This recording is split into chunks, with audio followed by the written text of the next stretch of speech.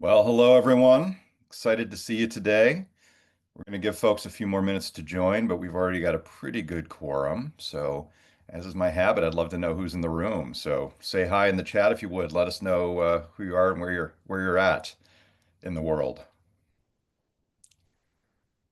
I'm back in Portland, Oregon, which, by the way, is a lovely place. Nashville, Tennessee, fun town. Hi, Kimberly. Barbie in Boston, my old home. Saskatchewan, hello. Milwaukee, Istanbul, thank you for joining us. Halifax, Lagos, Kevin, you've got the long award right now. Alexandria, Virginia, Toronto, Karen in Portland. Hi, neighbor. Good to see you today. Kelowna, Rhode Island.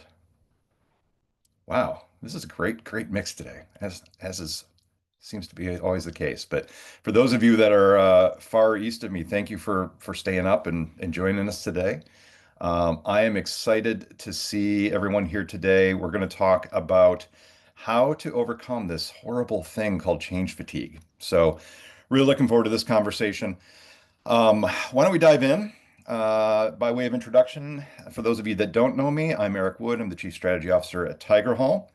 And I come from a background of both strategy making and strategy doing and activating change within organizations. So, from that experience, I've tried to combine those perspectives and wrote a book called The Strategy Activation Playbook, from which a lot of the content today is going to come. As we go through the content, you're going to see some worksheets references, some other tools. Just to let you know in advance, because I know it'll come up in the chat, we're going to go ahead and send out this slide deck after the call, and I will include the worksheets that we're showing as attachments. So you will get them, you'll be able to use them, and then also they are also available in the book if people are curious. So with that, let us dive into today's objectives. Really want to talk about this conversation. We're experiencing increasing amounts of change fatigue that is actually slowing our increasing number of change initiatives, which is creating a compounding effect. So we need to do something about it. So today, what I'd like to address is how do we do something different rather than continuing to try to be faster, louder, more? How do we be more strategic and more thoughtful about how we're executing change in organizations? And what are some tips and tricks that we can take from marketing to apply? So we're going to talk about a couple things today. Number one, how do we segment our stakeholders and create personalized change journeys? Number two, how do we transform those communications into more compelling narratives and stories that are going to drive action and adoption and agreement? And then how do we use measurement to truly optimize and constantly course correct our transformations so we can both reduce the noise while reducing the time to achieving our goals? So let me start by just checking in to see where everyone's at today. So I'm very curious. We're going to pop up a poll. How do you currently manage the communication and engagement aspects of your change programs? So there's five answers there. Let me see kind of what's the most typical description for your organization of how you do this.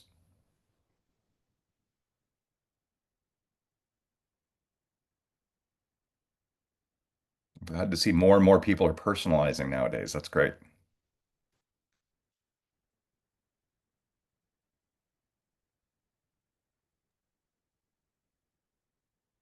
All right, Right. we're gonna give people a few more minutes. Yeah.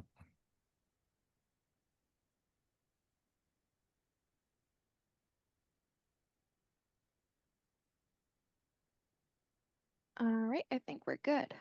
Okay. Let's see what we got.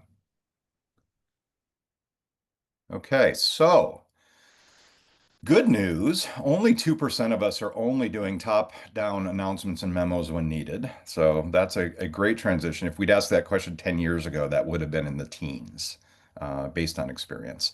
Um, we use internal communication channels with limited targeting. That's 40%. So we're still looking at about half of the audiences that are not targeting. We get into 25% of folks that have begun targeting. We're running structured campaigns with planned messaging and learning events. And we've got 31% personalizing communications by stakeholder groups. And then we've only got on the other end 2% with digitized platforms and analytics to continuously optimize engagement. So if you are one of those folks. We're going to stop sharing those results and we're going to jump forward.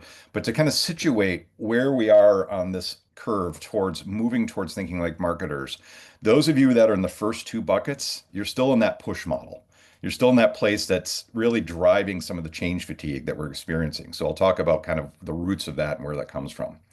For the groups that are in that category 3 or 4, we're now evolving towards campaign thinking. So this is good news. There's a lot more folks nowadays moving into this direction than there were 5 or 10 years ago.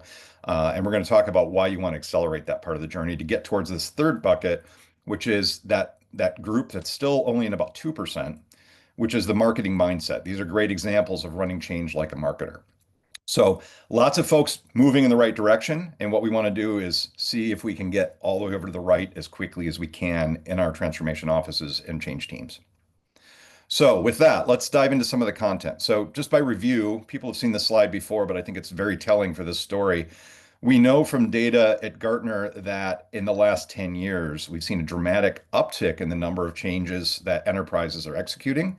And we've seen a corollary downtick, significant downtick in terms of organizational support for that.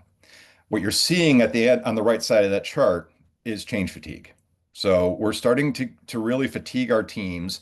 And unfortunately, that is a compounding effect because the more we pile on, the less they're listening. So as we're looking into the future, for those of you that attended a couple of our last webinars about the pace of change accelerating, we're only going to see the pace of change increasing. It's only going to get faster. So this is only going to get worse unless we do something different. So that's kind of the key, wake up moment for this conversation today. We need to pivot to a new way of working as change leaders if we're going to be successful and overcome this trend.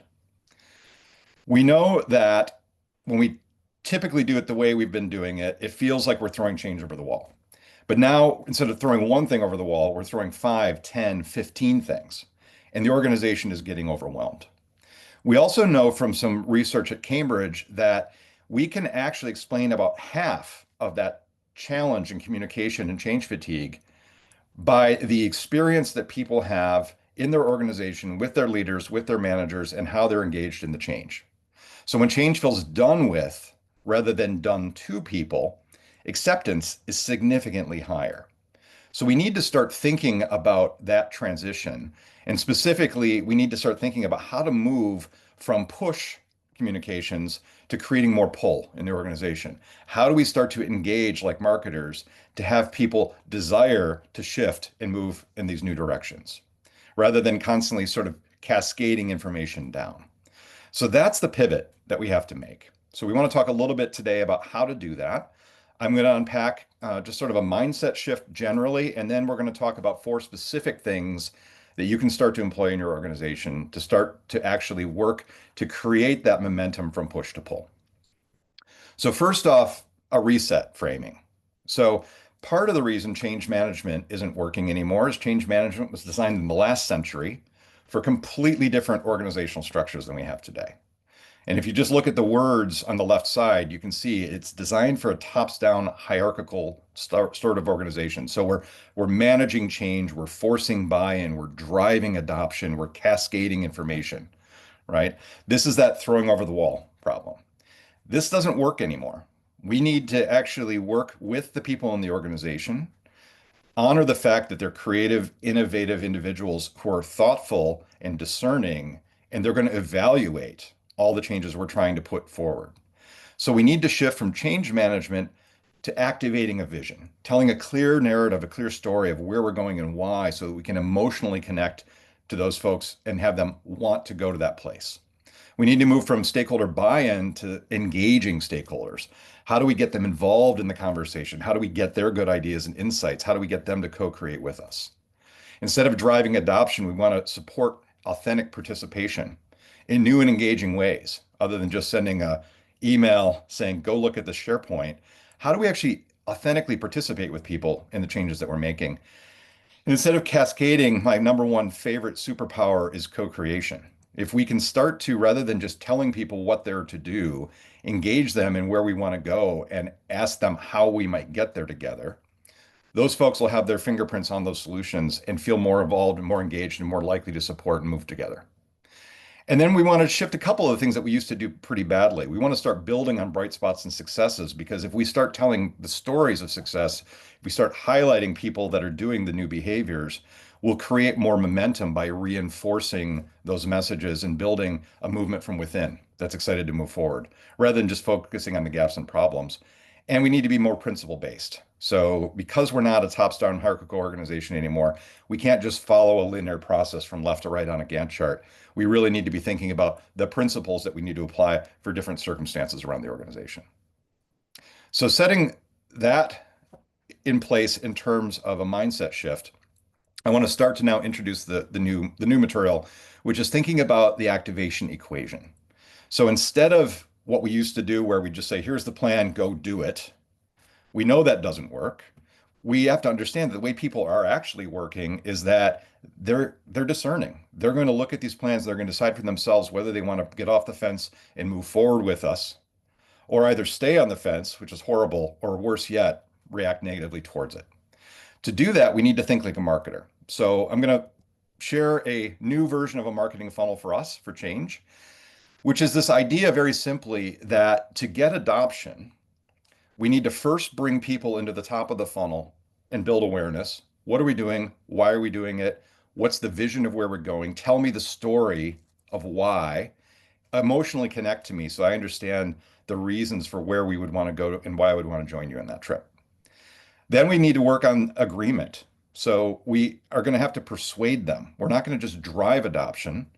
We know they're going to consider it and make up their own mind. So what do we need to give them to answer the key questions that they've got? What are the communication tools that they need to have? What are the capabilities they need to develop? Are there new learning and training and skills that need to be invested in so that they feel confident to move forward, so they'll agree to adopt new ways of working? And then that's when we see adoption at the bottom of the funnel. That's when we start to see the organization shifting their ways of working. And then and only then will we start to see the KPIs that we're solving for actually happening. So until people start changing the way they're working, we're not going to see any shifts in the dashboards that we care about. So to do that, we need to keep in mind the activation curve. We need to be thinking about constantly how are we designing our change programs so that first we're bringing people through a hear it phase at the bottom where they're becoming aware of and understanding what we're doing and getting to a place where they have clarity around the vision of where we're going and why. Then and only then can we start to generate agreement. And to generate agreement, in addition to telling a compelling story, we need to actually satisfy some of their most important needs. So I might think this is a great idea, but recognize I don't have the skills to do it. And I will need to know that you are going to invest in me to get those skills before I'm going to move forward. Otherwise, I'm going to be looking for a different job. So we need to be anticipating those folks' wants and needs so that we can constantly tell those stories and reinforce them with evidence. So people move to agreement, they move into the believe it phase where they're starting to then acquire the new ways of working, apply those in their daily work, and then internalize those results. Once they've moved through that believe it phase and we've paid off on those investments and those promises, then they start to integrate it and it becomes part of our new way of working. And then that's when we see the KPIs shift. So we need to design that change journey, but we need to design that change journey for each of the individuals in the organization. I see there's a hand up. Amy, we're going to do some questions at the end. So we'll make sure to capture what you've got. Please drop it in chat, and then we will make sure to address those questions at the end of the session. So with that change journey in mind, the mindset shift for us today is this. You need to become the CMO of change in the organization. Your job description just shifted. The modern change leader needs to think like a marketer. In addition to managing our projects, driving against that Gantt chart, we need to start to do four new things. Number one, we need to segment our audiences. So we know about a half of this group or a third of this group is already thinking this way. We need to segment our audiences and identify who are the key stakeholders for this change and how can I support their unique wants and needs. We then need to make sure we're telling a story. We're not just standing up and reading the strategy deck. We're painting the picture of the vision that we're solving for, and then how that strategy is a plan to get there. We then want to craft experiences. So we're not just sending people to a SharePoint drive.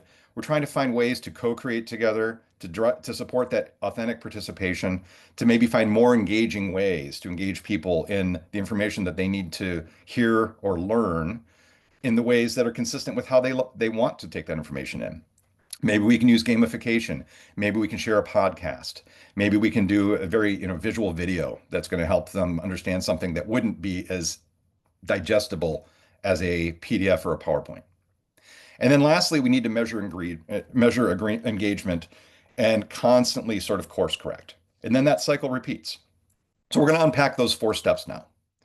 So step one, we need to know our audience. It's really critical, if we're thinking like marketers, that we get inside the minds of the people in our organization, and we can't change what we don't understand. So if we look at any 3 or 4 individuals or 3 or 4 stakeholder groups, each one of them is going to have an idea in their head, but those ideas could be completely different. One could be enthusiastic about the change. One could be super fearful about the change. The other one might be on the fence, but needs more information, needs support or training or investments. We need to actually stop doing the one size fits all change campaigns because they fit no one, right? They're not solving for any one of those 3 examples. We need to actually understand what are those 3 different points of view and how do we get inside their heads to understand them so that we can address them. Spot on. This is one of the reasons that we experience change fatigue. So imagine 10 one size fits all campaigns. We've sent out the campaign to the entire company. Then we've sent out campaign 2 to the entire company about a different thing. And then we sent out campaign 3 to the entire company about a third thing. That piles on, and you start to see what we see in that chart, right? So one size fits all, you should just assume one size fits none and start thinking about how do we segment. A framework that you can use to do this is here. So I like to think of this as the classic 80-20 rule. We don't need to hit 100% of the people in the organization. We don't even need to necessarily hit 50% of the people in the organization. We need to engage with that critical 20% and build from there. So how do we identify who is that critical 20%? Who are the audiences around that frame that we can focus on? And how do we invest more of our resources in fewer people so that the people that are most relevant to the change get what they need to move through that adoption funnel? So the upper right, just to set up the framework, and then we'll talk about each of these quadrants a little bit.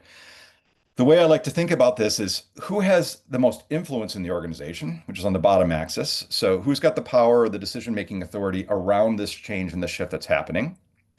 And who is most impacted by this change? So who actually is most affected by or exposed to this change?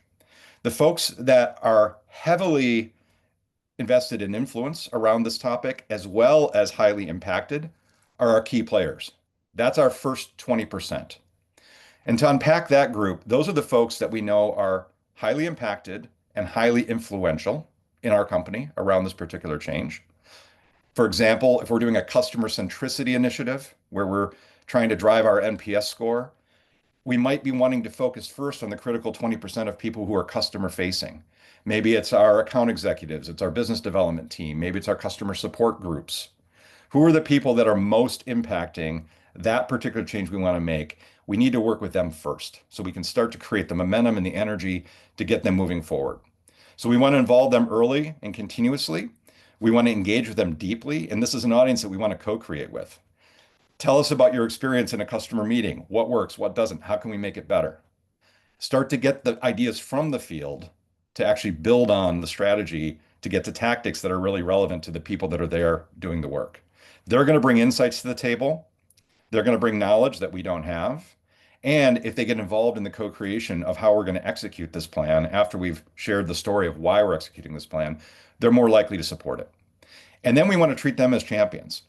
So we want to celebrate their early wins and successes. We want to put a spotlight on those best practices and tell the stories of how this change that they made a huge impact with this customer.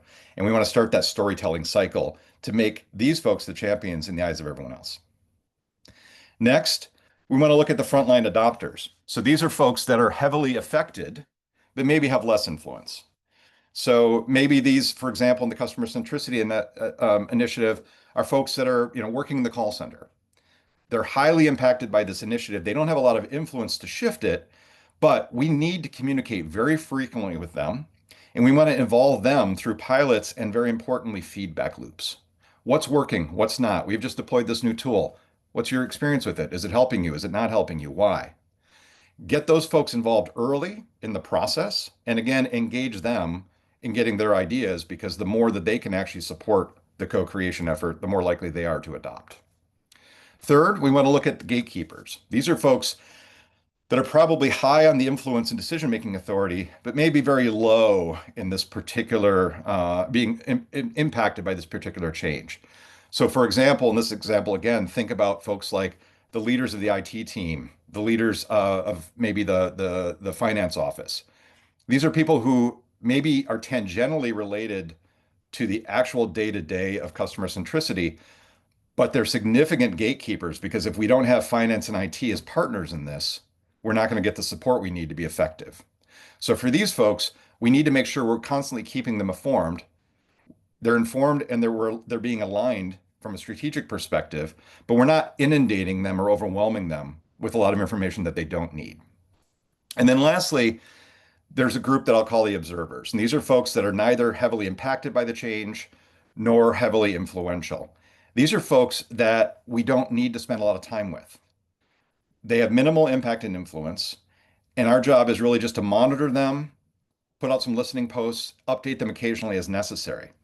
But this is not an omission. So, very importantly, as we look at these four quadrants, what I want to highlight is by not spending time with these folks, what we're doing is we're relieving them of change fatigue.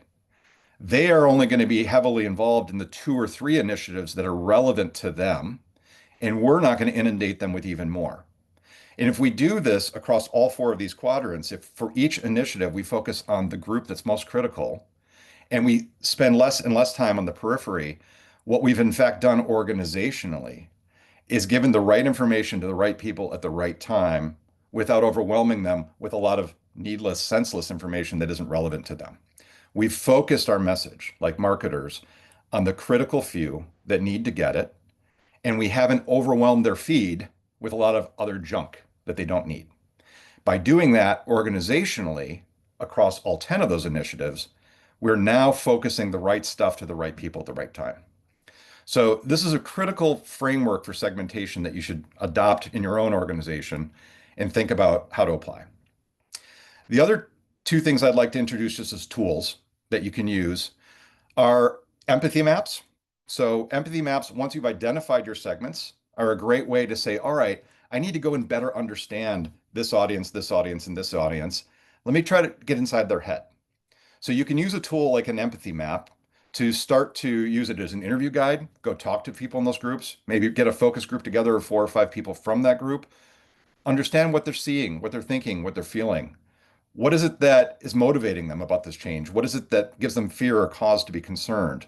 What are the things that they might need that they aren't telling you, but you might be able to find and diagnose in different ways from different groups of people to start filling in the picture of who this audience is and what their wants and needs are.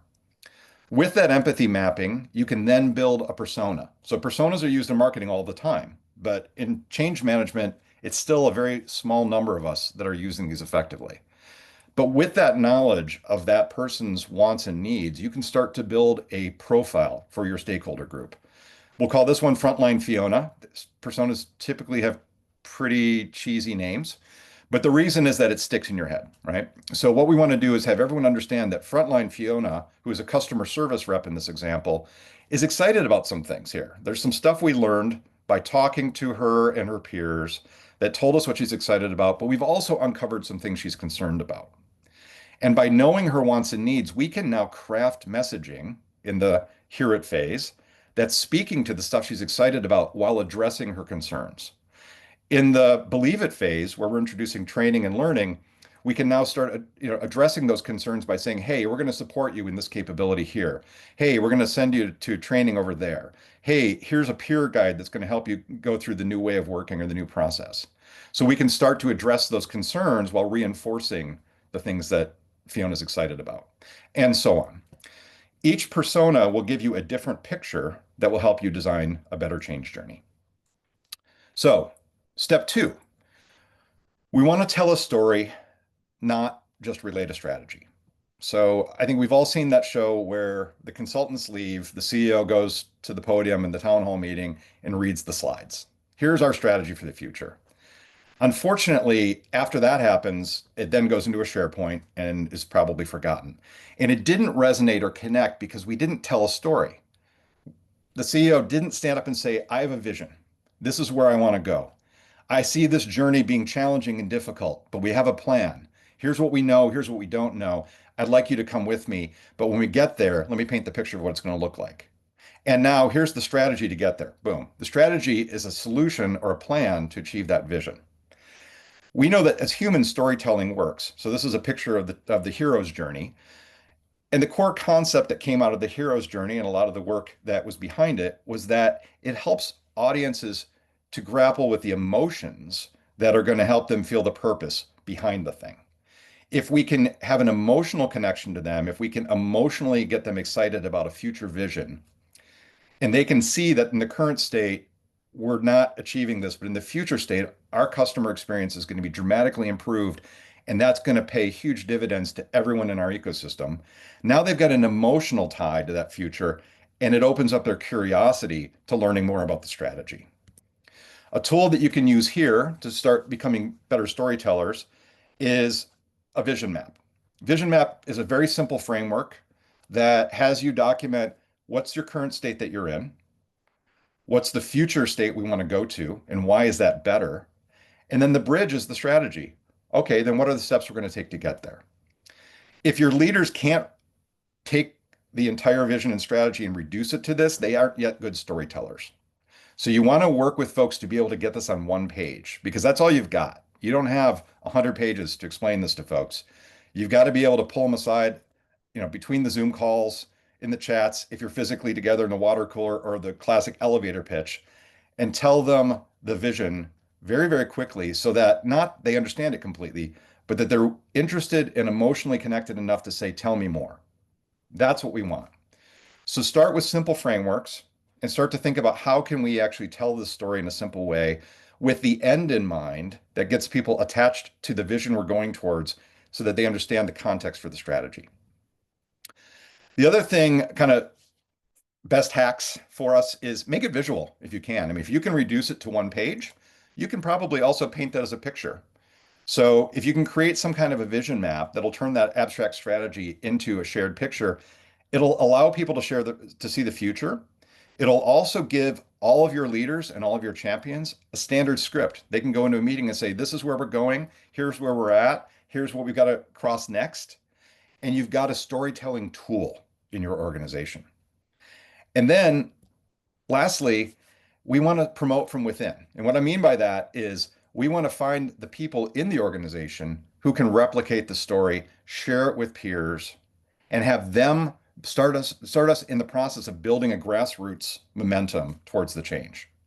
People trust their peers. People trust people like them. So if we can get the story into the hands of many, and then those early adopters, that critical 20%, are the first ones to say, here's the vision where we're going. I've already tried this. It's working for me. I can see the future. More people are likely to join that 20%. And we now have motion towards a movement.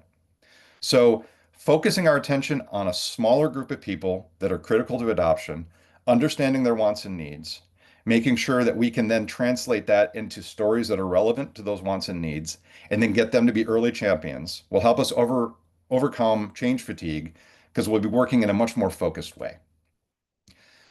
Third thing, we want to design change journeys like campaigns. So now that we've got clarity around who our key 20% are, now that we've dug into those stakeholder groups and understanding their wants and needs, now that we've got a clear vision story that puts the strategy in context, our next step is to think like a marketer and move from thinking like a change leader, looking at that Gantt chart and saying, okay, here's step one, here's step two, here's step three, here are the milestones, because that's a one size fits all plan. Two, moving and thinking like a marketer. How do we, for each of our stakeholders that we've identified, use that persona that we developed to actually take them through that funnel of awareness and agreement towards adoption? What are the right communications? What are the right capabilities, building, learning, training, events that we need to program in their personal learning journey so that they move up the activation curve at the right pace.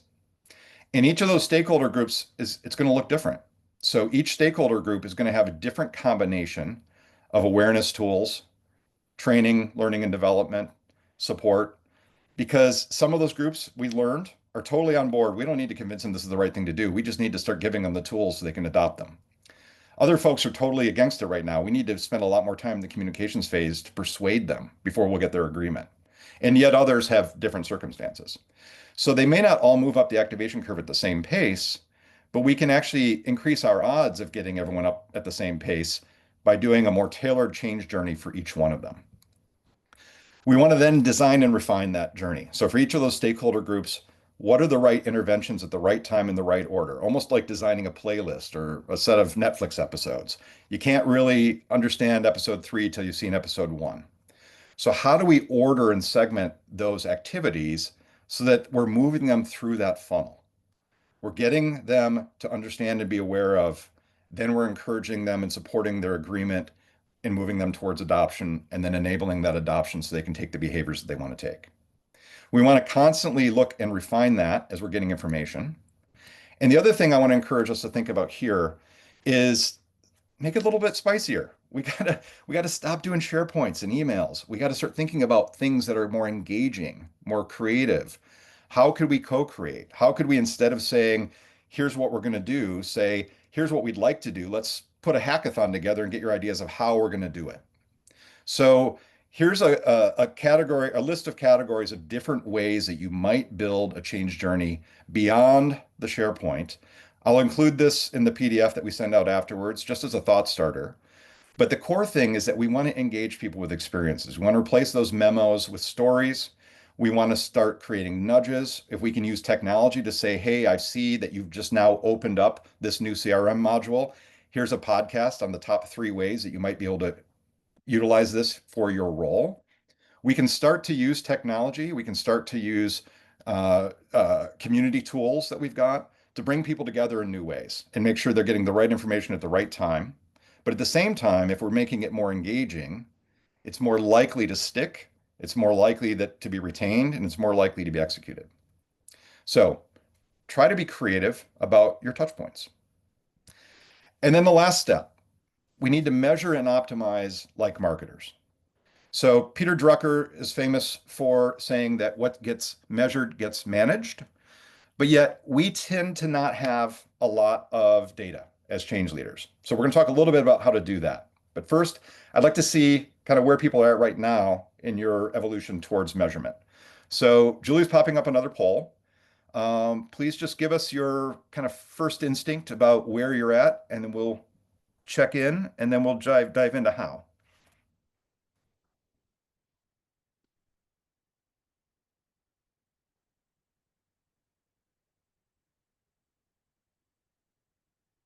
All right, we're gonna give people a few more minutes.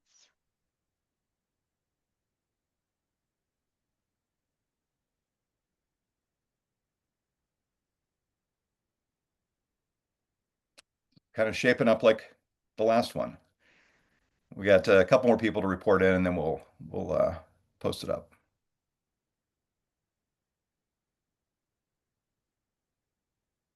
All right, I think we're good.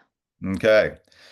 So probably the same 2% that were in category 5 in the first poll are currently using marketing style analytics. So A/B testing, engagement funnels, et cetera, in your organization. So that's our destination. That's where we want to get to. We've got another 16% that are using ongoing dashboards or pulse surveys to track the key metrics around change. So that's great. We're now at 18% of this audience that are where we want to get to or towards it in any way. We've got about a third of folks that are starting to use survey sentiment or readiness measurements to understand where the organization is at. So this is definitely table stakes right now. Whether you're using pulse surveys, whether you're analyzing your sentiment, how many times does the CEO go up and, gosh, I nailed that town hall, but then we look in the sentiment and people are confused about the content. We need to close that gap with real knowledge, or else we'll just continue marching in a direction while forgetting the folks that we've left behind. We've then got 28% tracking completion rates. So they took the training, they attended the events. We've got another 21% then at the other side of that equation, which is not measuring engagement consistently at all.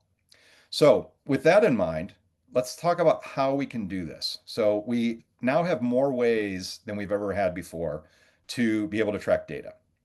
I referenced that statement from Peter Drucker, which is a kind of a classic, but it's never really been applied to change management, right? So, we've always talked about measuring KPIs, performance, fiscal performance, et cetera, but we haven't spent a lot of time thinking about, as change leaders, how we do this.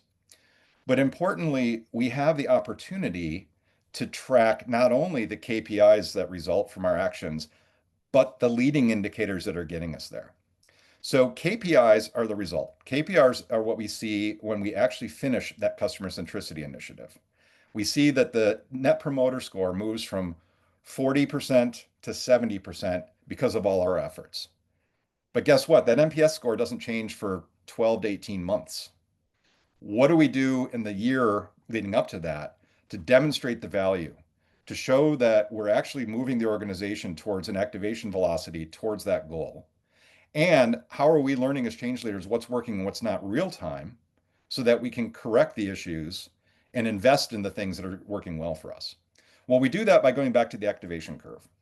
We look at the hear it phase and we say, all right, in the hear it phase, I'm looking for evidence of awareness. So, what's the data that I'm getting that's going to tell me that people understand the vision and the strategy, that they're starting to lean into it, they're starting to agree with it, they're giving us feedback that's telling us that not only are they aware of it and understanding it, but either they're agreeing with it or here are the reasons they're not agreeing with it. And then that gives us data and evidence to help us shift our activities. In the second phase, and believe it, we want to see evidence of that agreement itself. So this is where we start to look at that funnel and go, okay, we've moved from awareness into the agreement phase. How many people are adopting the new ways of working? How many are not, and why? What do we need to put into the system to help persuade those that have not yet joined agreement to go there? And then, and only then, do we see in the live it phase the KPIs appearing. And this is where evidence of adoption is now turning into the hard numbers and metrics that the CFO cares about so much. So as change leaders, what we need to start doing is thinking about how do we build our own dashboard to capture these key change indicators that measure awareness and agreement towards adoption, in addition to the KPIs that are already being measured, so we can show it as a whole picture. We want to be able to, for each of our change initiatives, understand what are the signals in our systems that we can pull that are telling us whether people are moving up the curve or not. And even more importantly, breaking it down to the segments. Which customer segment is moving forward? So if frontline Fiona is still back in that awareness phase and we need her to be in that agreement phase, let's go get the data. What's the two-way feedback that's there that's telling us what's working, what's not working, and how we can course correct so that we can actually close that gap more quickly. So one of the things I'll encourage you to do is build your own change dashboard. You can take this framework like this to start to think about not only what are the KPIs, but then in this change program that I've got, at each of these steps for these stakeholders, how can I measure this intervention, this activity to know what's working and what's not working? If we get that data real time, either through two-way feedback or because we've got the technology connections to identify people's behaviors in Slack or in Microsoft Teams, we can start to understand real time what's working and what's not, and we can put more energy in the things that are working while going back and fixing the things that aren't working or maybe replacing them with something new. What that will do is accelerate our activation velocity. So we can better sense and respond. We launch something out, we measure what's working, we refine it based on the data, and then we repeat. And if we do that again and again and again and again, what will happen is that 12-month journey might become a 9-month journey or an 8-month journey because we're actually moving people up the activation curve more quickly because we're sensing and responding what's working and what's not working for each of those stakeholder groups. And we're getting all of those groups up the activation curve at a faster pace. So the core of measurement and management is activation velocity. If we do this well as leaders, we're going to fundamentally be able to achieve the results faster and bring more people along in the journey while increasing ROI for the organization or impact, depending on what your measurement is. So the last part of this conversation is this. I want to share a point of view that we as change leaders need to first start with a mindset shift. We need to be able to start to think of ourselves as the CMO of change. It's a new role and a new mindset. So we have to shift from thinking of managing tasks or thinking of managing that Gantt chart or leading that program into how do we design engagement? That's your number one goal. How do you design the engagement by combining the skills of the strategist, the storyteller, the analyst, the designer to start to inspire belief and build emotional connections towards moving towards that future vision? So it's a different skill set. It's one we're all capable of, but it's one we need to start to engage more fully. We also need to recognize that as a CMO, we don't work in a silo anymore. So if you're in a PMO or if you're in a change management stack or a silo of any type, we're used to working in our zone. As a CMO, we've got to work horizontally. We've got to be the connective tissue, if you will, between HR, communications, analytics, the comms team, if there's a comms team, the leadership teams, because we need to start knitting together all of those skills and capabilities to tell one story in the organization consistently, but tailored in those unique change journeys for each of those individual groups. So we want to be able to start to think about how do we work more horizontally to coordinate so that the project management office and the communications office and the learning and development team are deploying what they need to deploy at the right time in the right place for our shared customer so that they can actually take that change journey in a normal and natural pace. And then how are we working with IT to get the data to bring all that back so we can sense and respond and make those course corrections?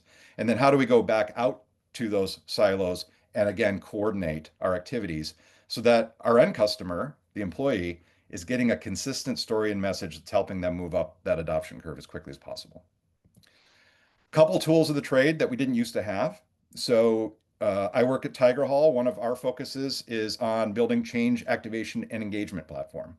How do we actually deploy a change campaign inside an organization in a way that is going to be more engaging? Things like podcasts, things like videos, things like group experiences that are going to be more relevant to users. So think about what are the change activation engagement tools you can bring to bear in your organization. Project and program management. So part of change fatigue is that we're just throwing a lot of people or a lot of things at a lot of people at one time. How do we start to coordinate using tools like Monday.com or other program and project management tools to coordinate those work streams, those timelines, and manage those dependencies across projects and start to spot where we might have conflict or where we can build in sort of breaks or ease of opportunities for employees so that they're not overwhelmed constantly. And then lastly, transformation and portfolio management. So at the highest level, what are we doing to see the big picture, make sure all of our activities are focused on things that are driving critical outcomes for the strategy of the business? And how do we start to separate who needs to be involved in each of those things so that the heat map isn't so overwhelming, but it's more segmented and focused? And we're getting the data and analytics to tell us so that we can measure and manage what we're doing constantly. There's a different combination of these tools available for your organization. You probably have a lot of them already. But again, working horizontally, our job is to think about how do we knit them together so that we can more effectively manage our change campaigns inside of our organization. So I'm going to close with 4 plays, and then we'll leave a little bit of time. There's quite a few questions, so we're going to leave a little bit of time for questions. 4 things to remember as your playbook going from here. First, you need to know. So how do you understand your audiences very deeply? We need to make sure we're segmenting our stakeholders by influence and impact. We need to build the personas and the empathy maps to understand their unique wants and needs. We want to identify those early champions and invest in them and help them help us tell the story in the world. And we need to constantly have a listen first mentality. How do we do surveys, interviews, two-way feedback loops so that we're getting the information from the people we're actually trying to reach to know how best to reach them? Secondly, tell. Communicate through compelling stories. Don't just show the slide deck, put the context around it. This is the vision of where we want to go. This is why we need to go there. This is the positive impact for our stakeholders if we do it. And now let me share with you the plan of how we're going to get there. And now can you help us make that better? So we need to start working around meaning building by framing our messages, by making employees the hero of the story, making sure that the leaders are the guides, but we're bringing the people in the organization into the story and having them help us co-create it. We want to use visuals and testimonials and stories to humanize this as much as we can. And we want to try to make sure that we're using many voices. So it's not just a leadership top down, but we're finding those champions in the organization that can help us from the bottom up start a movement in our organization. Third, we want to design. So we've got to craft those personalized change journeys. So this is probably the biggest step for most people in this room based on what we saw in the survey. We need to start to map that change journey and then replace that one size fits all project plan with tailored change journeys for each of the key stakeholders. But importantly, that's a bigger investment in a fewer number of people. So if we make that bigger investment in a fewer number of people, there will be less collective change fatigue in the organization. And the people that are getting your campaign will value it. So it's not noise. This is actually relevant to what I'm doing every day. So that will help us build a more tailored, emotionally connected, and less fatiguing experience for the folks in our organization. And then lastly, measure. So let's optimize it with data and feedback.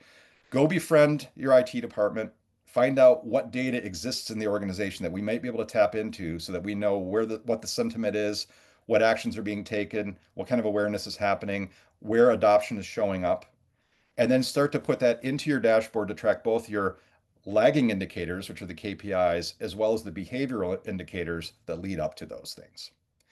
With that information, then you can constantly sense and respond and make sure, just like a marketer, that we're hearing from the customer what's working and what's not, and we're adapting real time so that we're not just waiting for the KPI to show up, but we're actually accelerating our journey to get there.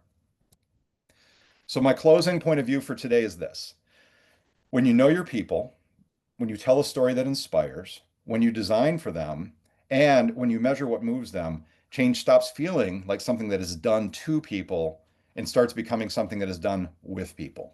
So we want to start thinking in this way in our change programs to reduce the change fatigue while increasing engagement and adoption with folks because we're leading ourselves into a time of even accelerated change. And these are going to be the ways that we're going to get there together with our organization and succeed faster than those folks that aren't making the shift. So three next steps, very simply, audit your current change approach. So take a hard look at how your organization is currently managing change communications. Are you pushing information out or are you creating experiences? So I have a sense of probably where most organizations are. We want to start making that shift. Next, you want to build your change campaign team. So most of us are still probably in a single function. We're in a PMO office, or we're maybe in a strategy office, or maybe we're in the HR team. No function can achieve transformation alone. So bring together your own small cross-functional team with voices from folks like HR, comms, analytics, leadership. And this will start to give you that connective tissue you need to be able to deploy a campaign. And then secondly, find a small project to launch. So you don't have to do this wholesale across the entire organization. Better to build a business case by picking one small change campaign, applying these 4 plays to one upcoming initiative, measure the engagement, learn fast, and then use the evidence of success to build your case for doing it again and again and again. These incremental small projects and pilots can demonstrate that this is a better way of working, make your one of the 10 initiatives running the one that's successful and getting there fastest, and then bringing the other 9 along. So go find that opportunity, and hopefully you'll find that we'll be able to prove the value of this approach in an era of being overwhelmed by change by showing that your change is leading to faster adoption. So with that, Julie, I think we've got time for a few questions. So why don't we dive into some of the stuff we've seen in chat? Awesome. So we're going to start off with a question with Ron. How do you avoid survey fatigue to measure employee sentiment? It's a great question. I think one of the ways we do it is we try to find the other ways we could get the same information. If you can get sentiment information that shows that people attended something and then maybe in Slack or in Teams, there was chatter about the town hall meeting, and you can then use AI to grab all that chatter, anonymized, of course, and then affinity map it into what are the key 5 or 6 themes. You can then hand back to the CEO, hey, these 2 things resonated. these three things totally didn't make the mark. And in our next all hands meeting, we need to focus on these three things. And here's why. We can do all of that without a survey. Now, if we actually start to deploy the tools that exist in our organization to capture some of that data and put it to work. So I'd start with that. I'd start with thinking about what do I want to know and where can we already find that data, either because it's being reported or our technology can observe it, or we can go in and see how many people tapped into that new piece of knowledge in the learning portal and get some of that data so that when you do have to do a survey, it's only because the data doesn't exist and it's the only way to get it. So that's my thought. Go find the technology, go find the data in the organization first, and then you can do fewer surveys. Awesome. And we have a question from Willem. Um, he asks, what if there are so many different changes that affect the same group of people and you can't move the deadlines? Well, and so I guess in that case, what we're saying is that the same group of people or the same 20%, that is a challenge. I think 9 times out of 10, though, when I've actually dove into that with a customer or a client, what we found is that we haven't identified the right 20% first. So I would start by going back to the segmentation, saying, are these folks that we're hitting 5 times with the 5 campaigns the key 20% for all 5 of those enterprise initiatives? Or in fact, are some of these folks the folks that are in those other 3 buckets, and can we reduce their scope of impact and focus the efforts more effectively?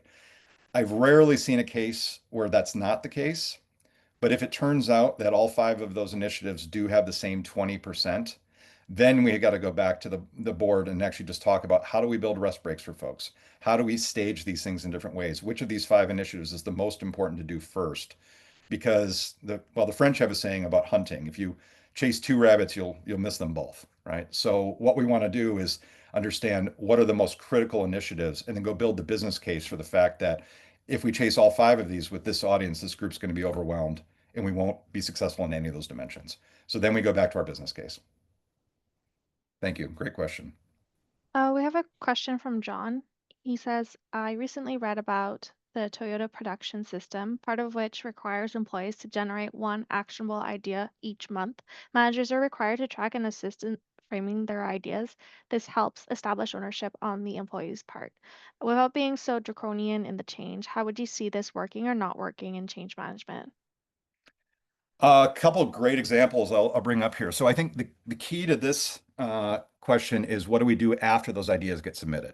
So there's nothing more depressing than being asked or told you need to do something and then seeing that data go nowhere.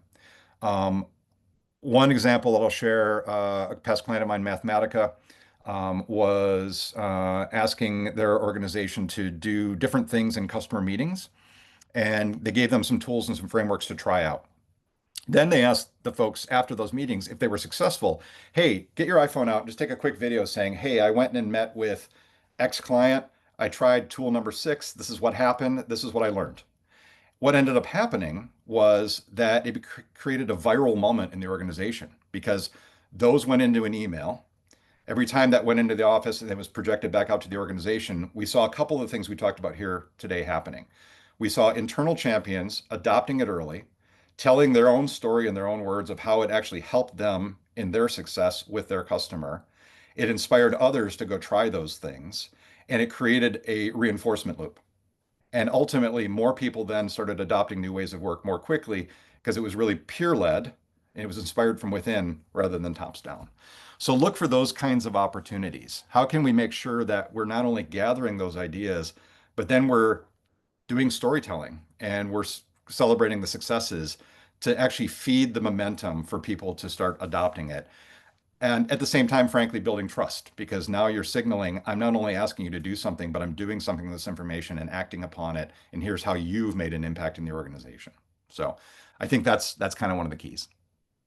With that, I recognize, Julie, we're sort of at time. So what I'd like to do is this. I want to make sure that if folks do have questions that we can address them. So we'll capture the chat. I've got most folks' names here, so I'll try to follow up independently with folks if you have questions. And or if you don't get your question answered, please email me and I'd love to address it. There's a lot of content today, so I know we ran fast and didn't cover as much as we'd like to. Um, The other thing I will do is I will share this deck, and as I say, some of the worksheets that were included in here, we'll also include them as PDFs. So you can actually start to do some of this work at home. If you've got questions about how to use any of these worksheets, please reach out to us. Happy to consult anytime with you on how to make these work in your organizations. And then lastly, we would love your feedback. So we're always trying to make these better. So anything, once we close the window, you're going to get a feedback, and I want to leave you 2 minutes to do that. You'll get a feedback survey. Please tell us what you liked, what you didn't like, how we can make it better, and we will constantly evolve this series for you. Lastly, I am always available to you. So please, if you haven't already, reach out to me on LinkedIn. It's simply Eric Wood on LinkedIn, or shoot me an email. If there's anything I can do to chat with you about your particular change management challenges or opportunities, or if you've got great ideas to share with me, love to have that conversation. So with that, I'd love to thank everyone for spending the time with me today, and I look forward to seeing you again.